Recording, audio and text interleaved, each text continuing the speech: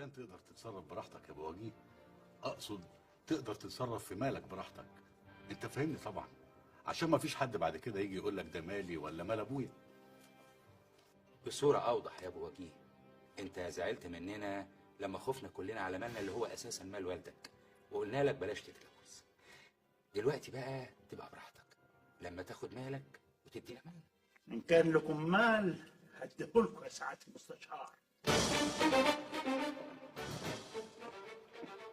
إن كان لينا مال شاور عليه، قول لي هو فين وأنا أديهولكم بزيادة حبتين كمان.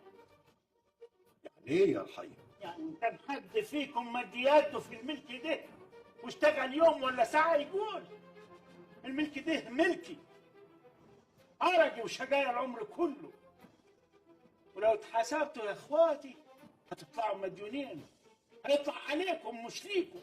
صح الكلام ده يا حي؟ صح يا فاطمه، اذا كانوا هم ما عارفينش انت لازم تعرفي. لو كنت ناسي اسال امك ولا اسال انعام. انسى كيف يا اخويا؟ انتوا الثلاثه عارفين كيف جينا من المنشاه حافيين مش لاقيين اللقمه. اسال انعام عن اتعاب المشققه وانا بلف في الاسواق في عز الدياله. مين فيكم باع عمره على اخواته كيف ما عملت؟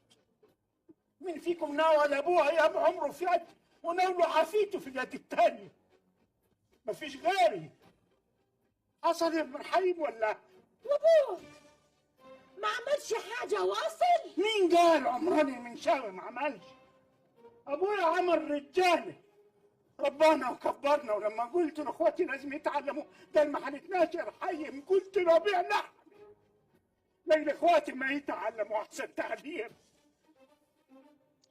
حسن يا ام الحيم ولا لا؟